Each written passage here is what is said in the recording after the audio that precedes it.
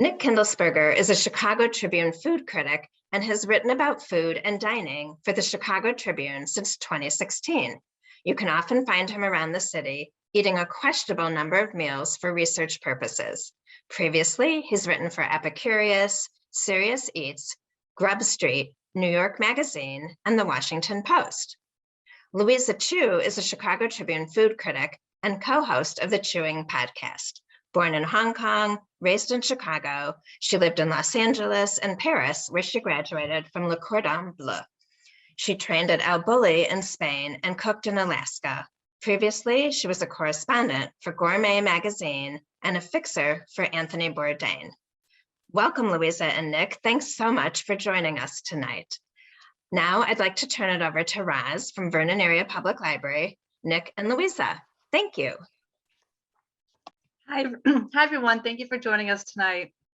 It's such a pleasure kind of host this program to talk about one of our favorite topics, just eating good food in Chicago. So Lisa and Nick, if you want to turn your cameras on, that would be great. And hey, Nick. And Louisa, hi, Louisa.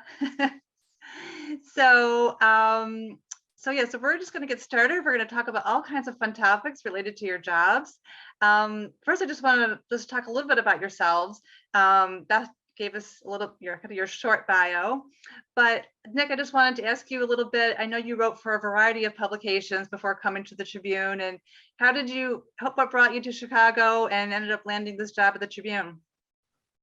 Well, it's a very long story, but I'll keep it short. I actually grew up in Southern Indiana in Hanover, which is a very small town of about 2,000. So when I graduated from college, I moved to New York and became obsessed with food while I was there, because I just didn't know that there was so much good food around all the time. And that's where I got hooked up with Serious Eats. And when it started with Ed Levine and Kinji joined Serious Eats eventually. And actually, I moved back to Chicago to be closer to family. And then I ran Serious Eats Chicago for a while, which was a site dedicated to eating around Chicago. And then I did Grub Street for a little bit, and then the Tribune called. That's about it. Excellent. And Lisa, I just wanted to ask you a little bit about your background. Let's see, Beth mentioned in your bio that you trained at El Bulli, which is, from what I understand, is a 3-star Michelin restaurant. So how did that prepare you for this position, working, kind of writing about food? Well, El Bulli was considered one of the best restaurants in the world, depending on the kind of reports and reviews that you look at. And definitely there's a lot of similarities in terms of the modernist cuisine. We are kind of familiar with it in Chicago through restaurants like Alinea and the late Moto restaurant. Even with new restaurants, for example, Nick reviewed Esme and I reviewed Kasama. So we kind of, have that sort of style of restaurant here in Chicago. We're pretty familiar with it, whereas other places you may not.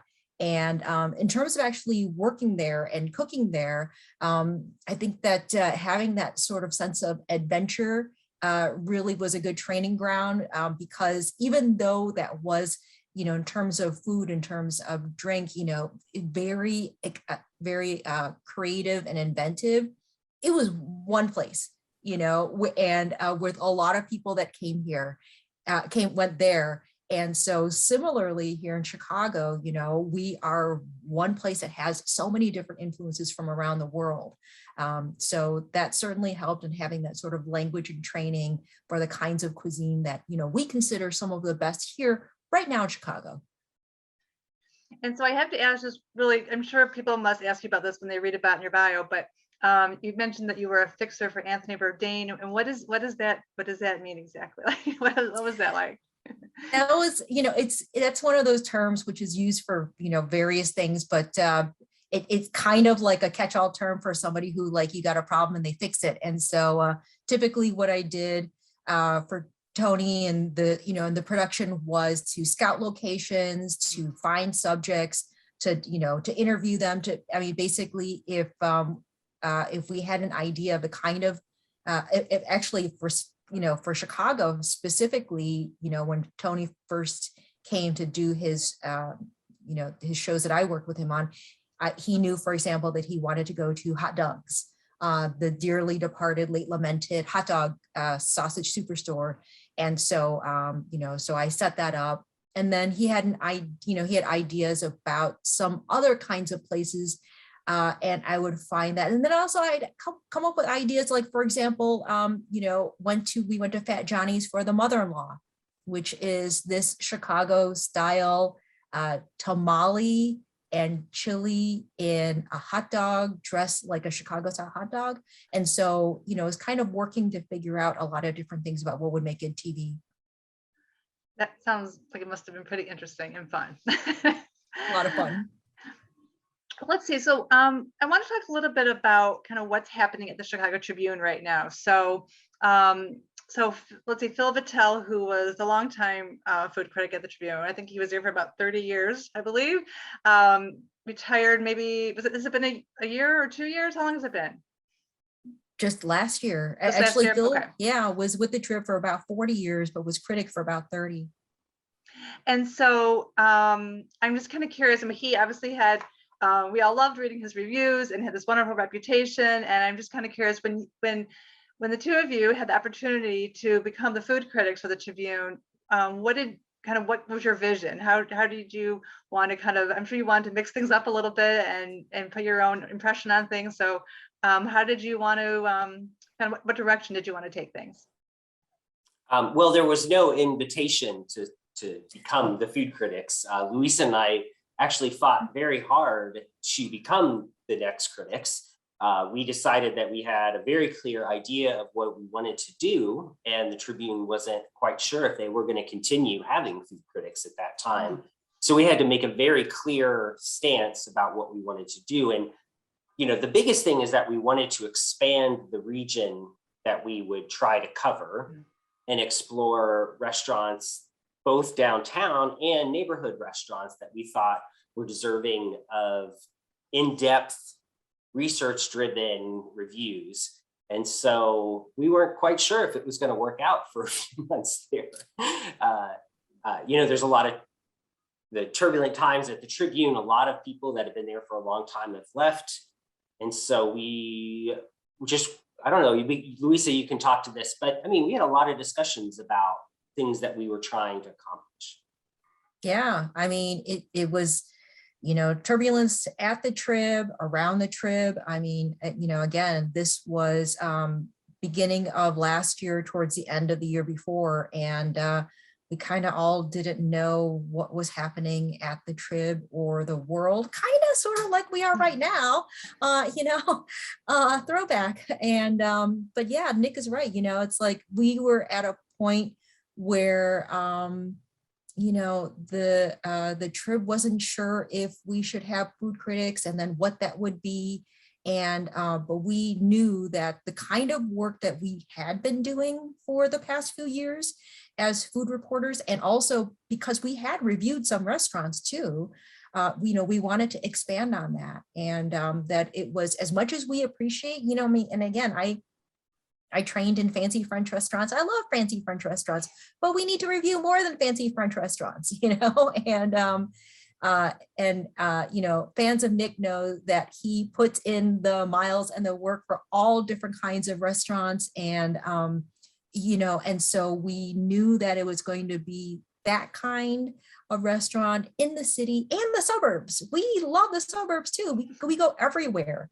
We put on so many miles, and and so we know that there's a lot out there, and we wanted to incorporate all of that into what we knew our audience wanted and wants more of, and then also to expand who our audience is too, because one of the big things we've talked about is like not only covering underserved communities for the Tribune audience, but also covering underserved communities for the people in those communities, So for example, South Side and West Side of Chicago, there's a lot of people in those communities who have done some amazing work, especially in food. So we definitely knew that we wanted to do more of that, and we're going to do more of that still.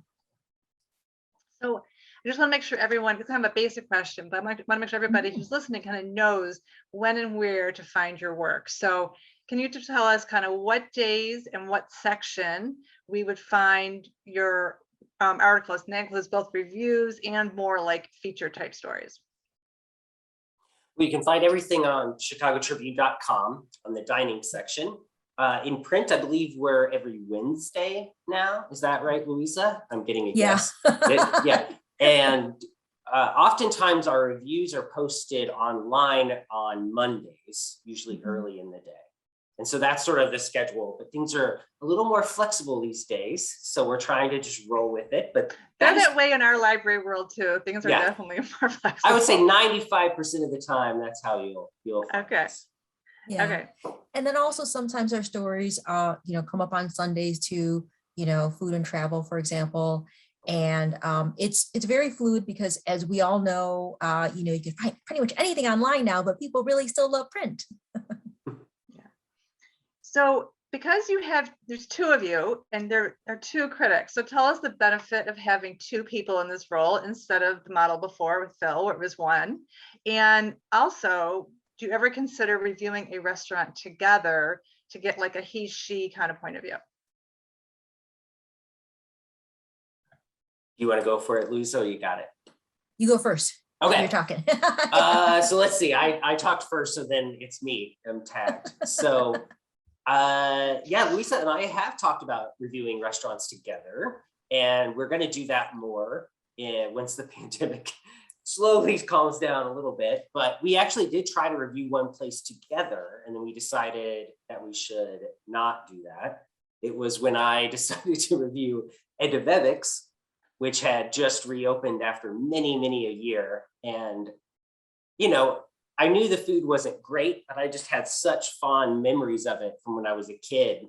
And so Louisa and I actually met there. We went through the whole menu, and then it was like, I was like, I should take my 8-year-old daughter with me to the restaurant. So that's what we ended up doing. But we had planned to do it, but as far as planning which places we're going to review, usually we just get pretty excited about a place and then one of us just tackles it. So we haven't fought over a review yet, have we? I don't think so. I don't think so. And I'm sorry, go ahead. Oh yeah, and then as the benefits, it's great not to have to write a review every week. I only have to do a review every other week now. And so that's one of the benefits of having two reviewers. Yes, I second that motion.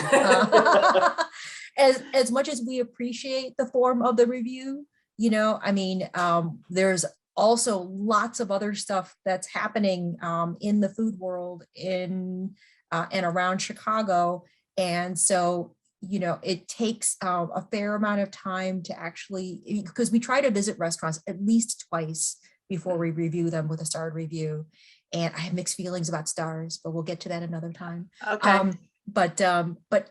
And so so for example, not that there's been that many, but like, for example, if we go to a long tasting menu restaurant like Kasama, which is one that I did most recently, that's like a 2.5 to 3 hour dinner. And Nick has done similar, lengthier tasting menus like with Claudia last.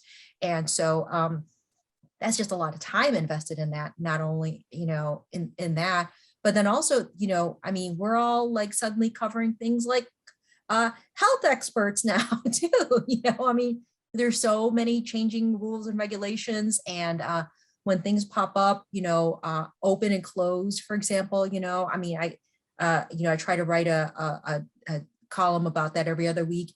Tracking that plus sudden closures, and then just things that happen that just ends up taking a lot of time. And we want to be able to cover that well, and serve our audience well.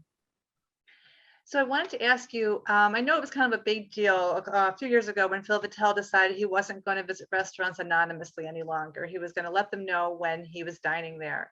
And so I wanted to know how you feel about that. And when you make a dinner reservation at a restaurant, do you use your own name? How does that work?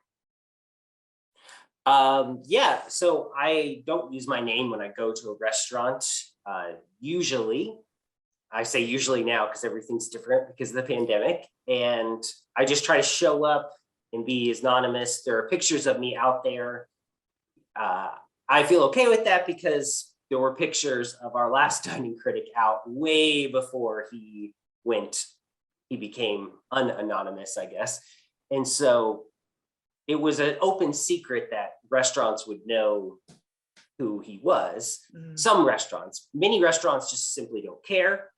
They're just doing their own thing and they don't care if restaurant critics are coming by at all anyway. So, you know, it's a different time and I'm okay with that. As far as now, it's really hard because they have to check your vaccine card and they have to check your ID. And I don't really feel like lying about that. So, you know, those are the times we live in and we have to kind of roll with it and do what we can. I never accept free meals. So we always pay for our own meals. I never ask them to give me anything. So yeah, I guess that's how things are right now. Okay. Yeah, we don't lie about that. Not that you don't just feel like it, but you don't lie about that. No, I don't lie about it. Right. So I'm sure you are, you know, every restaurant, you know, there's so many restaurants that must want you to come to visit and you must get press releases and contacted by PR people all the time, wanting them to, you know, you to consider their restaurant. So how do you narrow it down? Like, how do you make a decision that you're going to visit a restaurant and not visit others? What goes into your decision-making process? You know, that it's a gut feeling. I mean, we know, number one is that we keep an exhaustive list. I am a obsessive list maker.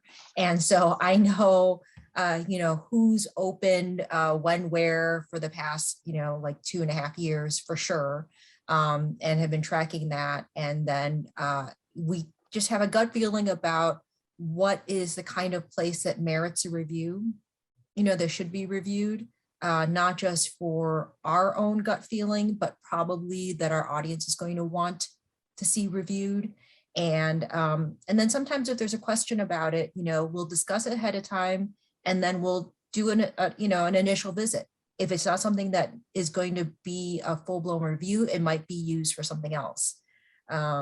But you know, a lot of it comes down to, if you look at the kinds of restaurants that we reviewed over this, you know, past how many months, 7-8 months or so, you know, I mean, for the most part, they're the kinds of restaurants that, you know, pretty clearly that they should have been reviewed. A few of them are places that we have felt very strongly about it personally and have discussed, and that other people haven't necessarily. And like, for example, I reviewed a place called Korean Spoon, which is a small takeout Korean mom and pop restaurant. And a lot of it was because not much had been written about them. And I would discuss with Nick. He was like, and he was interested, hadn't really heard much about it. I was like, that is great, because I love this place and I want Nick to know and I want everyone else to know. And so that's the kind of gut feeling that we go with. So when you go to a restaurant and you are preparing for a review, a couple of questions. Well, do you order like what you want to eat? Do you order what you think is going to be popular with other people? And do you ever bring someone with you so that you can sample more things? I usually go with one other person. Sometimes it's my wife when we are able to get a babysitter and stuff, but other times it's friends. And I just want to order what's exciting. I mean, we all want to eat the best food we can. If there's an item that's really popular, then I want to try that too. And so it's nice to be able to share food around and see what we all think about it. But most of the time, I'm just going off of what sounds delicious, like right now. Okay. And so if you're going to, there must be certain factors that really make an impression on you when you visit a new restaurant. And so I'm kind of wondering, there's certain factors, and maybe you can share with like us, like as a just like a regular old person, and we're trying out a new restaurant. Like, what are the factors that you think we should be paying most closely attention to in terms of like an overall dining experience? Boy, that's really changed now with the time of COVID, you know. I mean, first of all, we're regular people too. And And, a lot of it, it's the classic, like how does it, things that we consider, that are kind of like the classic, how easy to get in touch with a restaurant sometimes. For example, one of the restaurants that's coming up soon, we did mini reviews, was a restaurant called Kitchen and Cocktails. And so you'll see that review coming up pretty soon. And it is a notable Black-owned restaurant in the downtown area. And boy, it was so hard to get in touch with them. Like, are you open? Are you closed? I don't understand what's happening here, And, and so weighing that and mentioning that, because I'd imagine that some people might not try nearly as hard as I did to try to figure that out, and then, and also, the overall kind of experience, as well as, for us, I think the food weighs very heavily in that equation as far as how it's reviewed. We have tried really hard to be understanding of the extraordinary circumstances that we're all living under right now. So we're, we try to be pretty forgiving when it comes to that. Occasionally there'll be oddball experiences. And like I had oddball experience with a restaurant called Bar Goa, where I was like, what? I don't understand what's happening with the service here, And if it's just once, but it was like 2-3 times, I was like, I have to mention that. And then of course, the Wiener Circle, the infamous hot dog stand in Chicago, which I had a quite, alarming experience with. So a lot of it is like, bottom line, is the food really good or not? That's what mainly we care about. And then the pricing was that a good deal? And then the overall service, understanding all of that in the time of COVID, is kind of the classic review criteria. But having a lot of, fuzzy wiggle room around the edges there. Okay. Yeah, no, I think I'm much more forgiving of service if I can see that the attention of the restaurant is actually focused on making the food. And so I will cut restaurants loads of slack if there's just things going on in the kitchen that I can't describe, or that, both Louisa and I are pretty great home cooks, I would say. We can say that, right? And so yeah. I'm not so much into going to a place where I know I could have done this very easily. So I just am always amazed when I go to like just a little restaurant, and the amount of effort that goes into a dish is just mind-boggling, and it's still a good deal. And that's when I get really excited, is because it's just, that's just how they do it. That's how they learn to make the dish. And that's what's really exciting to me. Well, let's see. So most of the people that are watching tonight are probably from the northern suburbs, because we're in Lincolnshire, and obviously Highland Park's in Highland Park. And so we were just wondering if you could talk a little bit about your thoughts about the dining scene in our area, anything any restaurants that you just love in our area, or just like trends that you see in suburban dining. I think specifically in the area, especially around the, Lincolnshire area, because I mentioned to you, Roz, I used to live up in the area, is that like, there are a lot of really terrific, speaking of Korean, some Korean and Indian restaurants that are around there, because a lot of the families that have lived up there, I had a family that lived down the hall from me that used to invite me to catered like parties for Indian food. And I was like, this is amazing, so definitely want to explore more of that, seen in more in the Lincolnshire area.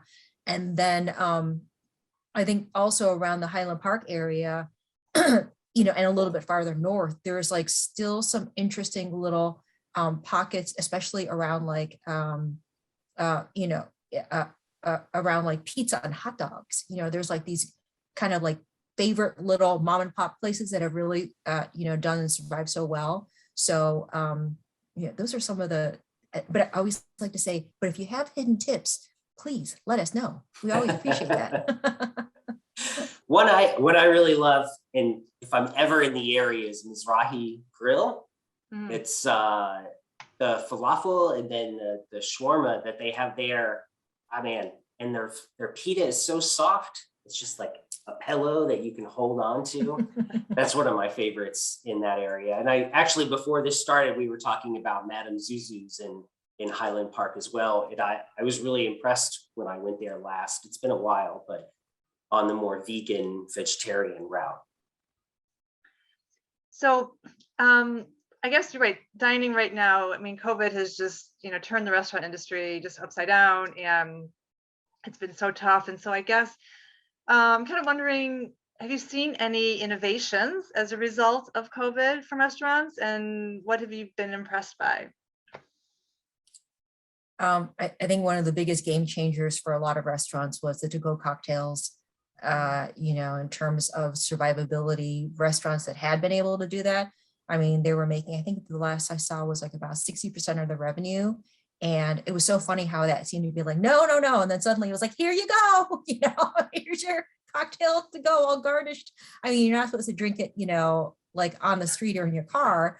But I mean, that's been kind of one of those like, oh, why wasn't that okay? I mean, it's sealed, labeled, all that. It's not unlike buying, spirits or beer from liquor store. So that has been pretty amazing. I think that the ease too, and especially now that we're in this sort of, bridge phase in terms of, curbside pickups or walk-up windows, has, I think, been a huge, convenience, safety, buffer for both the customers and for, employees. And it's, I think, been pretty convenient for people who have, kids like Nick or dogs like me, and Nick has a dog too, so I think that those have been, few things that I was just like, oh, why didn't we always do this? And I think it's probably going to be around for a bit more. Yeah, figuring out takeout is something that a lot of restaurants just didn't kind of want to bother with before. And there's an art to it, and making sure it's something that families would actually be able to serve at home or want to order to serve. A lot of places were trying to do these meals that were like with 20 different boxes that you combined everything with, but then some places really got a feel for like family style entrees that were delicious and easy to serve. I have to admit, I'm not against the QR code menus and bills. Oh. I love paying ahead of time. It's one of my least favorite things is paying a bill at the end when you could leave, but you're just waiting around. But I find that really interesting, and maybe even ordering ahead of time has been a really interesting concept. So I'm glad they're experimenting. It's happening so fast, though. This is a experimenting under pressure. So I feel like everything's happening faster than I can take it all in. I'm also surprised to see how many restaurants have opened during this time frame. I think the people that have opened brand new restaurants during this time frame must be incredibly brave. And what would make you do that? And so, are you surprised by that? Yeah. Sure. I guess I write a regular column about restaurant openings. I would say that it's almost 99% people that got laid off, furloughed, and then they realized, like, with the state of the world, it was like, what, it's now or never. They were able to do it with a bit more financial support with friends and family who were in a similar situation. But for example, one of my favorite stories and for our Takeout Awards last year was, I can't remember what the award was. We came up with different categories, like maybe best pandemic pizza pop-up or something along those lines. Was Millie's Pizza.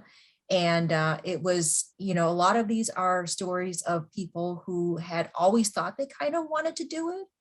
And so, for example, he always wanted to have a pizza place, was experimenting at home, and was working as a server, actually at, let's see, it was a restaurant in Schaumburg. You know, and then during his furlough time, just really went hard at it, and then opened out of a ghost kitchen. And so I think a lot of that too has been that sort of bridge in people realizing like, oh yeah, you could start these in these virtual kitchens or ghost kitchens. You don't necessarily need to build out a dining room. The experience you're going to get anyway is for the most part going to be takeout for a long time. And so that's where we've seen like such like incredibly inspiring stories of people who've taken this very dark time and have just really gone with and put into motion and realized their dreams. You know, and so he's now actually moving into a next phase of opening, you know, his actual brick and mortar restaurant. But there was as terrible as it's been, there was a bit of a leveled playing field when people realized like, oh yeah, it could just be, you know, it could be takeout, and you could just kind of just do what you always wanted to do. So I guess looking ahead a little bit, so what are you excited about? Like what's kind of like, are there some new chefs coming to Chicago? Do you have any predictions for 2022 and what that will look like? What are your thoughts about that? Zero predictions about 2022. Okay. I have given up predicting anything that's going to happen. I've been so confused for 2 years. I feel like I'm just astonished by people adapting to what's going to go on, but I haven't been like thrilled by any long projects that I've heard about in advance. So I've been so much more excited about these like things that just pop up out of nowhere. So I don't know, you, Louisa, are there any big projects that you're looking forward to?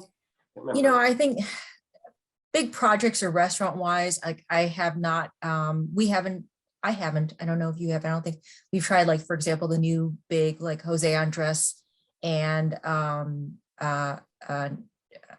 like big restaurant. It's that opened downtown with the family that's behind the Gibson's group. But also I'm also much more excited about, you know, some of the smaller undiscovered and like uniquely Chicago and, you know, Chicago area restaurants and food, not just restaurants, but food, and not even just chefs, you know. I mean, it's like we're really redefining. It's not just chefs, it's not just restaurants, but people who are doing like the one amazing, like there's this one woman who does this pop-up. She's been doing this pop-up called, it's funny, it's called Mama Day, which translates in Chinese kind of like, it's okay, it's so, you know, and she does these amazing, beautiful baked goods and pastries, and, you know, to keep in mind possibly for her pop-up coming up for Lunar New Year. And so stuff like that. And then, like, you know, people who are sort of transitioning, that's the thing that I'm most excited about. My prediction, though, one of the big ones is that what we really saw going into the new year is that business owners, especially in the food space, are taking the initiative to do what they feel is most safe for themselves and their employees and their customers. And, you know, city and state officials are lagging far behind that. And so I have to really applaud everyone who's really gone forward and done that, you know, and, you know, weeks in advance of any sort of regulations that have come through. So that's been incredibly challenging. And just, again, I said I was going to maybe cry, and that's like brings tears to my eyes thinking about like what they had to really give up in terms of a lot of places who closed during the holidays, where so many of them could have made so much money and really, you know, I mean, it's like, yeah, it brings tears to my eyes to think about, you know, what they had to do, and they did it even though they didn't have to. So I know predicting restaurants is hard, but maybe you can predict something like this. So is there something that you think we're going to start seeing on like all the menus? Like, you know, it was like kale for a while, and cauliflower wasn't everything for a while. And like, what do you think is going to be the thing that we're going to start seeing on everybody's menu? Ooh, so you're probably going to start seeing a lot more of these focaccia breads that you serve for entrees. I've seen it twice now. Once at, can't even remember the first restaurant I reviewed. Oh man, no, it's a very high hydration dough. It puffs up dramatically, and it is pretty delicious. And it tasted like a bread. What was that restaurant, Louisa, that is by the Boca group that's Italian that just opened? Alla Vita. Alla Vita, that's it. And I know, yeah. And I also, okay, so this is like where our all time has no meaning. And because I know the bread you're talking about, and it looks like a big puffed up pita. And it was also, I first saw that at Adelina, which is currently closed temporarily. You know, but yeah. Oh, it's the chef that had Sky, and then he opened up this new restaurant in the South Loop. That you went, and it was really hot. I went, and it was really hot because the air conditioning broke, and you know, they hadn't. Yeah. Yeah, a good time to check out maybe chicagotribune.com/food for the review. Just anyway, they had one of these breads and they put truffles on it, and it was delicious. And I was like, oh, this is amazing. And then I saw it again at Alla Vita, but that was more of like a breadstick sort of flavor, and still delicious. But I can see that floating around for a little bit. I'm not sure if I know that there's going to be a specific food item for this coming year. But I think that we're still going to see more pizza, you know, for sure. You know, I like the last couple of years. And then also, I think we're going to finally start to see, which for me, being Chinese American, I'm very excited about, is that like we're going to finally sort of see like the chefier versions of Chinese American food. Because we've seen that in just about every other kind of cuisine.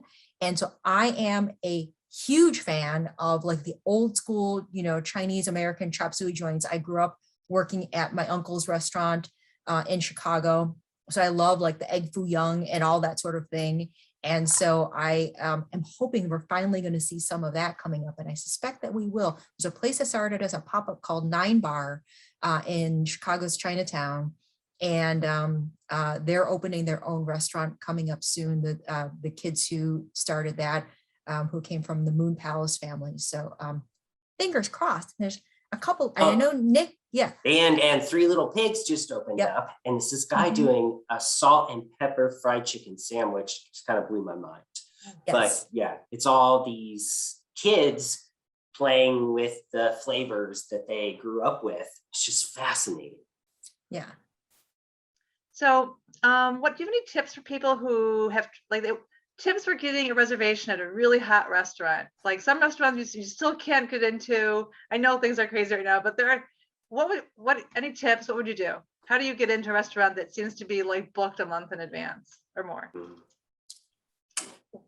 I love eating early. I have a young kid, so going out on a Tuesday night, that's just, you know, there's usually tables then. So I never have problems getting into places usually because I like to plan my weekends kind of backwards.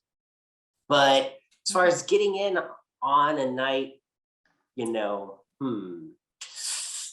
that's really tough. Do you have any tips, Louisa? Yeah. Well, I was going to say is that one of the restaurants that you reviewed that was like a challenge was Rosemary by Top Chef winner Joe Falam, which I know Nick is maybe, I'm not sure if you're welcome back, even though your review was very fair, but read the review yourself and let us know what you think. And, you know, and so sometimes it's just a matter of trying. And one of the big things now is Instagram. Like just about every restaurant posts on Instagram, like when they're going to be opening up reservations. For example, the restaurant I mentioned, Kitchen and Cocktails, when they opened, it was like they were totally booked. And it was like, oh, but they said that they're going to be dropping reservations on this day and time and to keep looking. And then, for example, Kasama, Steve Dolinsky, the former Hungry Hound, now the food guy, who was a friend of the Chicago Tribune food section, he'd ask me, he's like, how do you get a restaurant? How do you get a reservation at Kasama, for example? And I said, sometimes services like Resi, they have a thing you click on the date and it says notify me. They'll notify you. They actually will, so, and then if you really want a certain day or time, message where you want to go and ask them. It's like, because sometimes they can give you a heads up, so that helps. That's good to know. And one other thing is just calling the restaurant sometimes. Sometimes they don't put all the reservations online. They'll only give some of them away, so it's no harm in trying. And then, bar seating is usually the only. Now, I was shocked one time on Resi how I clicked that notify me, and I actually learned about it, and I actually got a reservation. I was shocked how that worked. I know. I was like, what? This actually was like one of these years, so many in line. I was like, oh yeah, I am.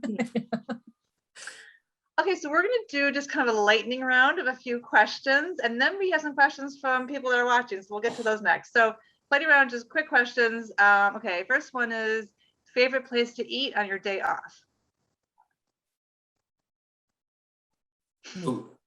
I love to go to this Carniceria Jimenez, which is a couple blocks away from me, and ask for potato tacos. And they are like these kind of mashed potato tacos that they throw in the fryer. And they're like $4 for both my wife and I eat. So that's what I do. Yeah.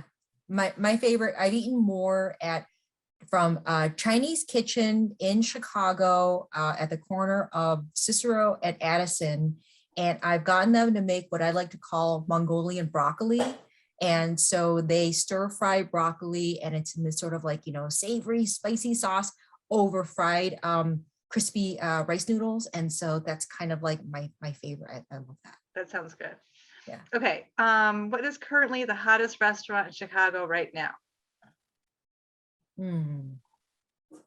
Ooh, I don't know if any restaurant right now is doing. I'm really sorry, but it's really quite bleak out there at this particular place. But yeah, I gotta say, maybe it might, in terms of hotness, heat, it might be a cross between Haleo or Kitchen Cocktails, a Jose Andres restaurant. Yeah. And yeah, okay. But yeah. Okay, who is a chef that you would want to ask to prepare dinner for you at your home?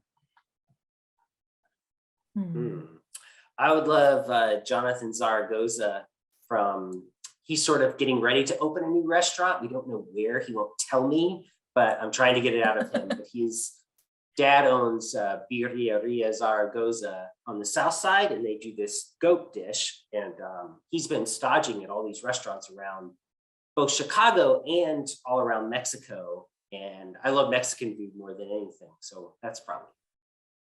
But he did say Logan Square. So we know it's at least Logan Square. I know, I keep looking out and I can't find it. I know. For me, it's hard to say right now with COVID restrictions, probably no, the very idea, it's but I wrote in my Korean Spoon review that I would eat at this restaurant every day if I could, is probably the chef and co-owner at Korean Spoon in Glenview, which I just love their food. It's like everything that they do, that the mom does is like a jewel. It's so beautiful. And it's I love all the little different dishes with the banchan and the soup. It's oh my gosh, if I could have a big spicy tofu bubbling cauldron of soup right now, I love that. Just love that. Okay. Okay. What is the quality that is important for being a good food critic?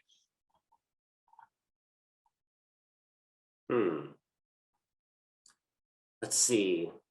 There's you have to be hungry.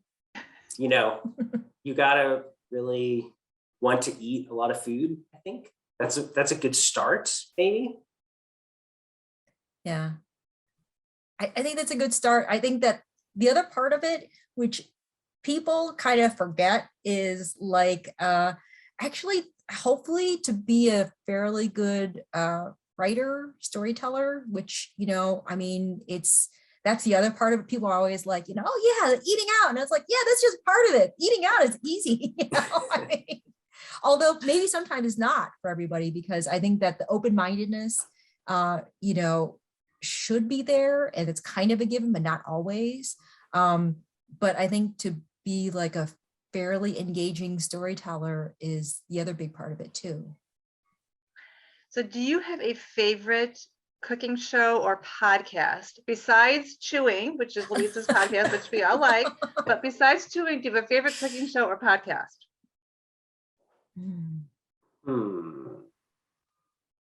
I've been getting obsessed with these videos on YouTube that I've been watching from this guy in Chicago, and the name is slipping my mind. But yeah, I don't know. There's not one that I've been listening to a lot, not a podcast necessarily. Yeah, I should plug, Nick's got a podcast too, but it's about music. Yeah, so then we'll not talk about it. What's the name of it, Nick? Tell us. Oh, it's a Radiohead podcast called Anyone Can Play Guitar. And so you can see that on my Twitter handle.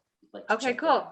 Yeah, I have to say, I do still really love, and I always forget, is it Great British Baking Show?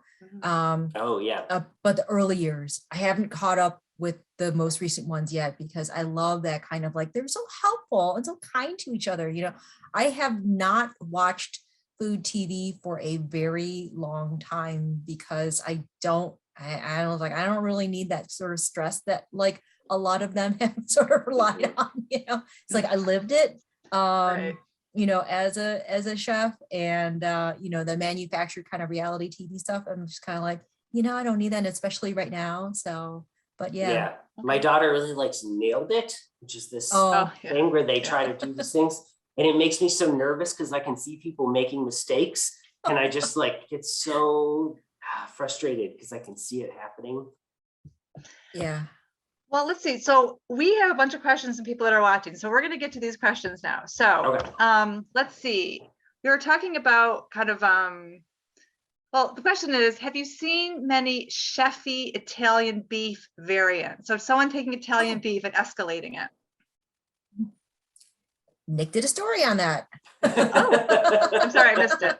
No, yeah. Oh, yeah, no, well, I know Cassava, which Louisa just reviewed, they have sort of a chefy Italian beef on their menu.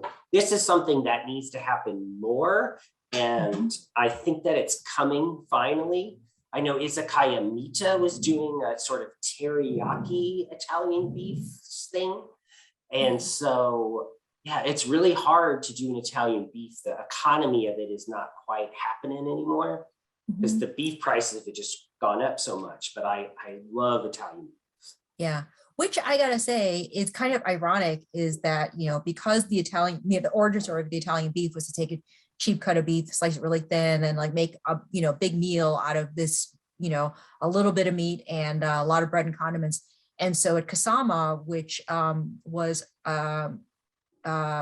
our only 4-star review, since Nick and I have been critics at the Trib, they do a version with really, really thin shaved pork adobo and a longanisa, which is a garlicky, fatty Filipino, slightly sweet sausage.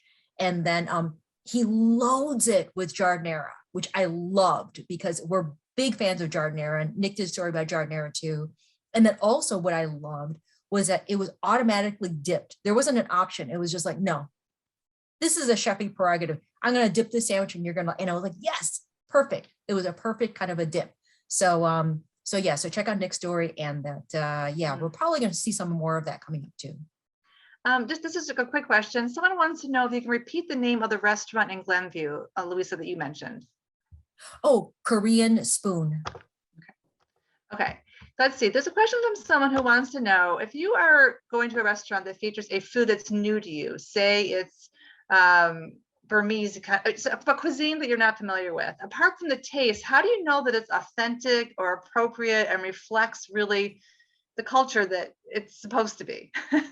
That's an excellent question. And I guess there's no right answer. There's sort of a personal, do I like this thing? But that is not the whole story. And sometimes you have to look past what you initially think about a food to think about how it was prepared. So we read a lot of books and watch a lot of videos online. Sometimes when I'm reviewing a place, I'll actually try to recreate the dish that they're best known for, to try to get my head around like what is going through this. Sometimes we'll invite people along with us that maybe know more to get their opinion about it. I did a review where I brought along sadly someone who just passed away, but one of the owners of Izakaya Mita, which was Brian Mita. I took him to a Japanese restaurant because they had a dish that I had never made before. And so that was really instructive, you know, but then you also have to say, do I even like this thing? So, I mean, yeah, it's a great question. Yeah, I have to say, if I can mention a couple of the words that I struggle with sometimes, and we've talked about, and I have to say, sometimes I downright hate these words, you know, is in the context that they're used, are like when it comes to, you know, like authentic or ethnic. Those to me are words that are weighted, that we have we can evolve beyond. And the question has come up recently, for example, of all things, I'm working on a story about Juicy Lucy cheeseburgers. When I went to Minneapolis, there are these cheese stuffed regional burgers that are famous in Minneapolis. And so there's two places that have claimed to invented them, and I tried them both, and they're really different. And then have now found a few places here in Chicago, and they're so different. You know? So the question of like authenticity, it's evolving, you know, I mean, and so maybe one might consider using a word like traditional. And, you know, for example, like I often hear applied to being Chinese American, like, is this an authentic Chinese restaurant? It's like, well, what do you mean by that exactly? You know, and so there are certain standards in certain places that we can compare to, and it's a very difficult kind of shifting ground. Let's see, someone would like to know, do you ever write negative reviews? Oh yeah, yes. yeah, for sure. But Not the often, Tribune hadn't, and yeah. the Tribune hadn't for 30 years. So we've done a few, I guess, but less than, I guess we've just sort of not shied away from making our points known, I guess. Yeah. But, you know, one of the things I have to say is the most negative review that I wrote was about the Wiener Circle. So for people who may not know, it is the infamous hot dog stand that's more known for their late night, very volatile, drunken scene than necessarily the food. And I unfortunately gave them a half star. And it was after visiting 4 times and really, again, considering the whole context. But what I'd like to say is what I've been looking over this past, you know, review period that we've done is that I'm glad I've been able to have still a dialogue with the people at the restaurants that I, you know, gave lower starred reviews to. And again, I have mixed feeling about stars. That in this very volatile time that we've had, when there's like such a, you know, a problematic discourse, is I think it's really important to keep those conversations ongoing, because it's important for us as journalists. It's important for who we cover, I think, to understand why, as well as our audience. So, you know, we don't write mean reviews, but we write negative reviews when we have to. Someone would like to know about your thoughts about why Chicago has lost most of its German restaurants. There used to be kind of a more thriving German restaurant population. What's happened to those, or in your opinion? Good question. You know, a lot of those restaurants opened because a lot of first generation Germans moved over to Chicago and opened up these places. And then in some respects, it's just a demographic issue that a lot of families have been that were German moved out to different neighborhoods or to the suburbs or across the country. And so a German restaurant that sustained a German neighborhood no longer works because the neighborhood is not, you know, 90% German anymore. So that's simply one reason. I think there is a unfair reputation that German restaurants are just greasy and lots of sausages and fried pork. I love German food. I don't think I'm German. The Kindelsperger definitely sounds German, but I was don't gonna really know say. where I'm from. But yeah, you know, there's I love this place called Flatten Point that is sort of Germanish, which is on Fullerton Avenue in Logan Square, and then Table Donkey Stick is an Alpine restaurant, so sort of German Swiss kind of thing that I just love. And so you're seeing actually some of these longer restaurants. I'm sorry I'm talking so long, but we can talk about Louisa and I, if you get us started. I know. I think there's a lot of places that are being inspired by German restaurants that they've gone to in Germany and then coming back to America and opening up. And then maybe we're seeing some older German restaurants sort of close after a long time. Yeah, I just meant really quick. Demographics, and it's funny, as much as I love German food in Germany, I always remember one time when I was there, and one of the things I remember saying is that I was asking about the menu, and they're saying, I was asking about vegetables. They're like, but meat is the best vegetable. So. Let's see, there are two people that mentioned, well, Louisa, you referenced that there were some Korean restaurants in our area that you really like. And there's two people that asked, can you give any specific restaurants that you recommend in our area? I can't say right now because I haven't been back through, but when I know that there was like a few that were right. I can't recommend them because I don't know recently. Okay, there's no problem. But check out, but let me know if you try them, what you think. Yeah. And let's see, people are getting kind of specific. They want to know your favorite pizzeria. What's your favorite pizzeria? Can you tell us that? Well, my favorite new one is called Uncle Jerry's, and it's in Cary, Illinois, and it's the best deep dish I've found yet in the city. And the other one is Paper Thin Pizza, which I'm coming out with a review of pretty soon, in the Soho House in the West Loop. Is the skinniest pizza I've ever found, bar none, not even close to skinny. Okay. I can't say specifically. That's like, it depends on the mood. Lately, I've been obsessed with, been wanting this artichoke spinach pizza and a spaghetti and meatballs pizza from George's Deep Dish. It's a thick crust, and it's, kind of like a, sort of like a focaccia style crust, and like these crazy loaded toppings, but then I also love the super thin crust too. For example, like, of course, Vito Nick's down on the South Side. And I love their egg and giardiniera pizza. Italian Fiesta, they have a shrimp pizza. It's like another thin Chicago style pizza in Hyde Park. Famous because that was where Michelle Obama introduced Barack Obama to her favorite family pizza. So, but so many. We did a whole story about our favorite pizzas, and we got to update that too. So, there's a question about the holiday cookie contest. Is that something that both of you are involved with? Okay, so the question is, thank you for continuing this cookie contest during the pandemic. It's something that Lisa really looks forward to. What qualities do you look for in a winning entrant? There's such a wide variety of types that are submitted. Oh, good question. First of all, Louisa has almost single-handedly kept this cookie contest going, and because it really could have stopped. We just didn't have the people to get it done, but it's something that we put a lot of effort. So it means so much when people say that. But I'll let Louisa take it from here. I just wanted to give her a little bump. No, I so appreciate it, Nick, because this past year, so I am a huge cookie fan, and I was very honored to be able to write the cookie contest story for the past 5 years.